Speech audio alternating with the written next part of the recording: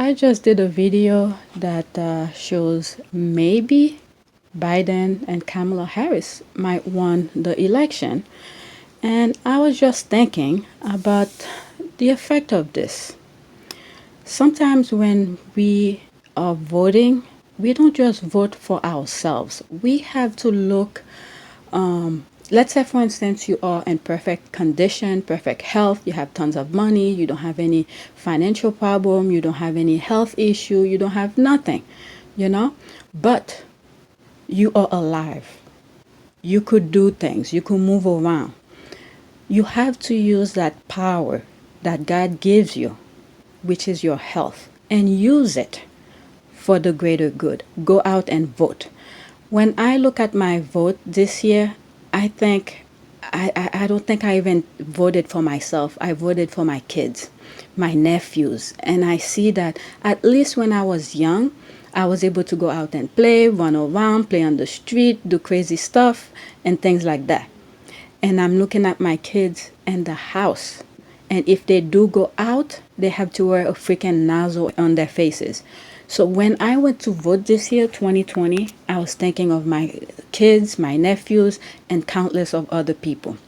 And on top of that, I was thinking about, you know, you see, for instance, President Obama was trying to give us health care for everybody.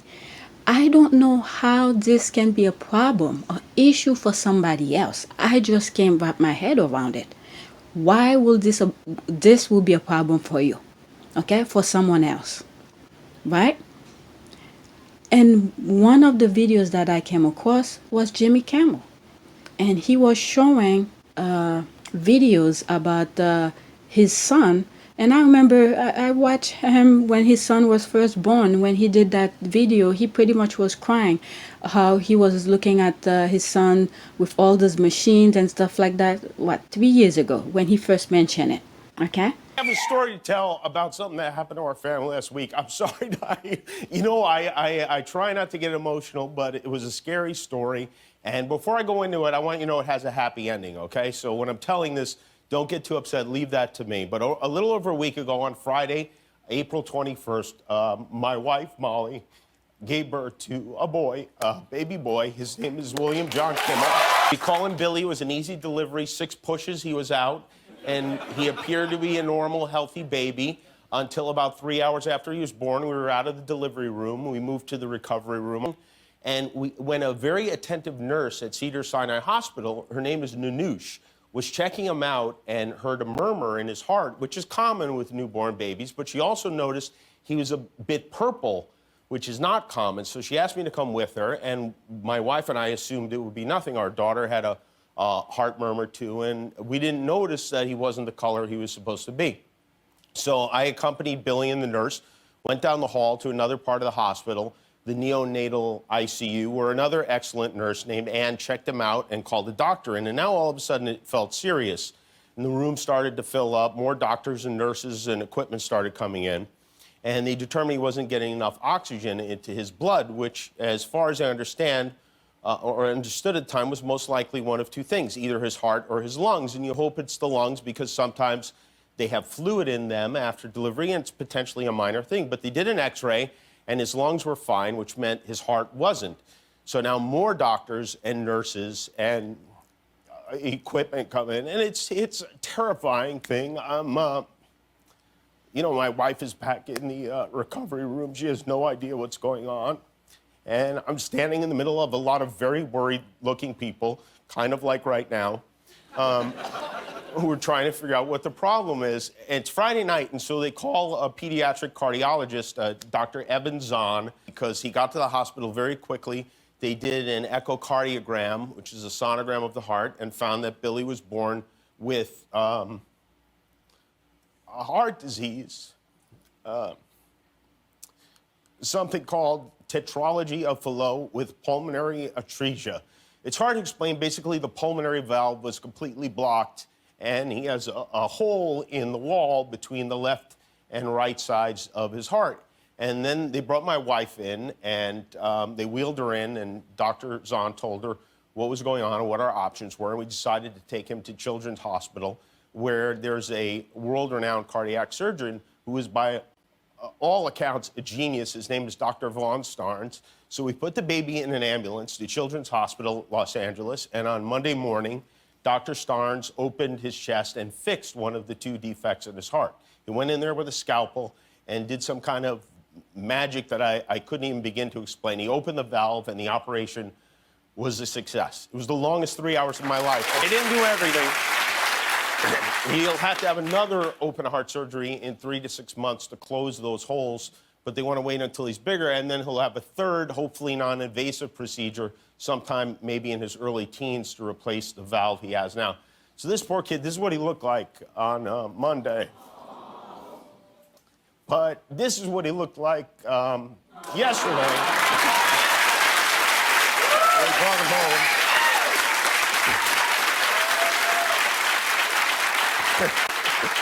Poor kid, not only did he get a bad heart, he got my face. 6 days after open heart surgery, we got to bring him home, which is amazing. He's doing great. He's eating, he's sleeping. He peed on his mother today while she was changing his diaper. He's doing all the things that he's supposed to do. This is someplace, Children's Hospital, Los Angeles. I hope you never have to go there, but if you do, you'll see so many kids from so many financial backgrounds being cared for so well and with so much compassion. I've been supporting Children's Hospital for years. I had no idea we'd ever wind up there. And if you'd like to support the work they do, the information is there at the bottom of your screen. Please do. We were on the Costco floor, which I consider to be a good omen because it's my favorite store. President Trump last month proposed a $6 billion cut in funding to the National Institute of Health. And thank God our congressman made a deal last night to not go along with that. They actually increased funding by $2 billion, and I applaud them for doing that. More than 40% of the people who would have been affected by those cuts to the National Institute of Health are children, and it would have a major impact on a lot of great places, including Children's Hospital in Los Angeles, which is so unbelievably sad to me. We were brought up to believe that we live in the greatest country in the world, but until a few years ago, millions and millions of us had no access to health insurance at all. You know, before 2014, if you were born with congenital heart disease like my son was, there was a good chance you'd never be able to get health insurance because you had a pre-existing condition. You were born with a pre-existing condition. And if your parents didn't have medical insurance, you might not live long enough to even get denied because of a pre-existing condition. If your baby is going to die, and it doesn't have to, it shouldn't matter how much money you make.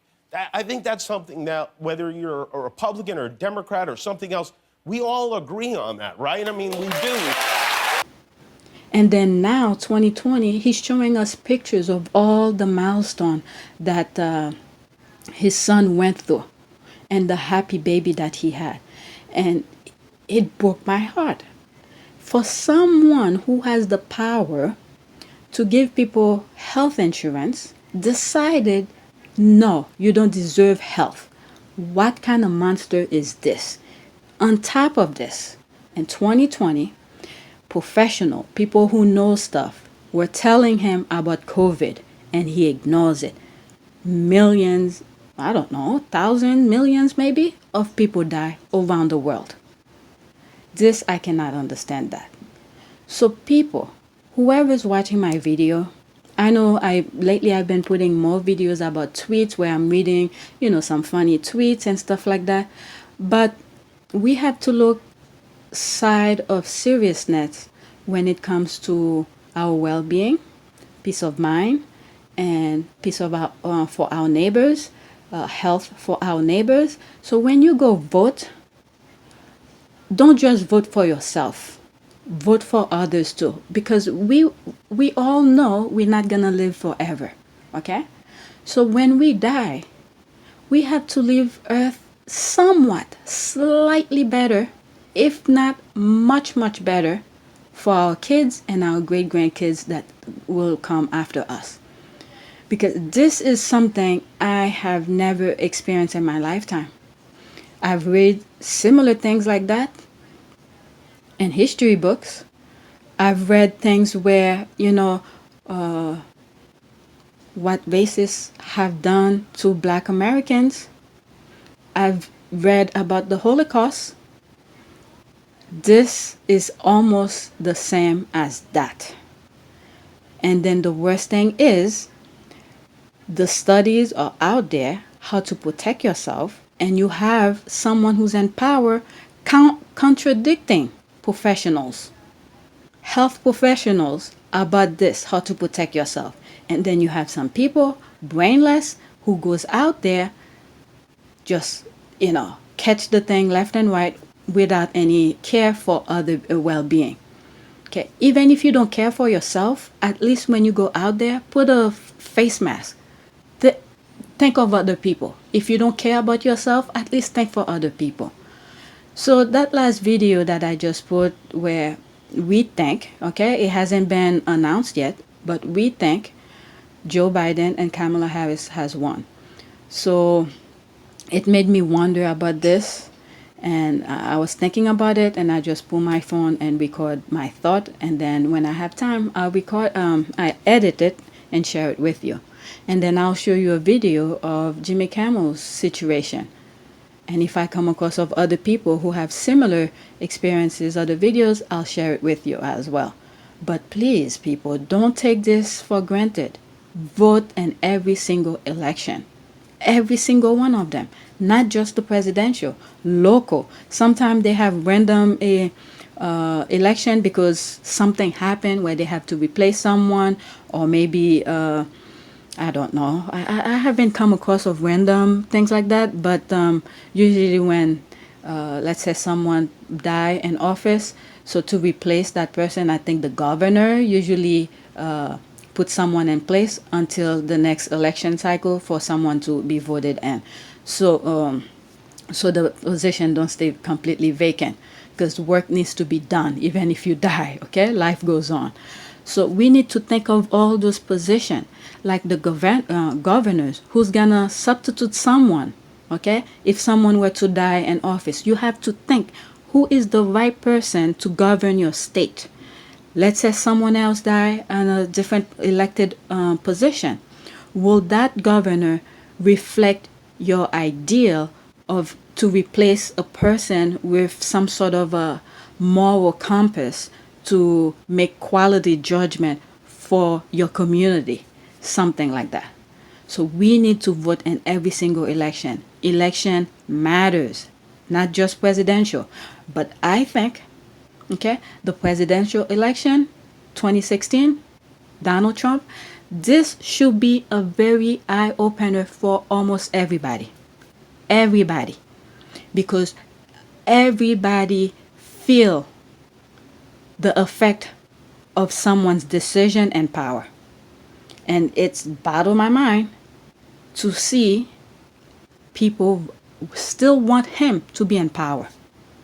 They don't care about their daughters. They don't care about the future of their kids, great-grandkids, or anything like that.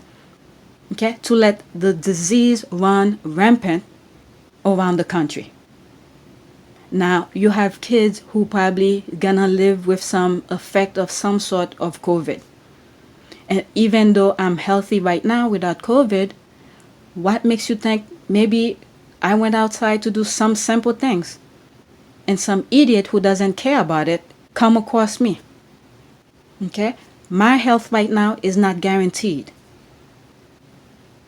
So we need to think about all of this stuff, people. Okay? If you don't care about yourself, at least care for other people. Put a freaking nozzle in your face when you go out. And I'm hearing Florida is getting worse right now. But anyway, this is just a thought, and I wanted to share it with you. Thanks for watching. Please take a moment to subscribe, like, and share.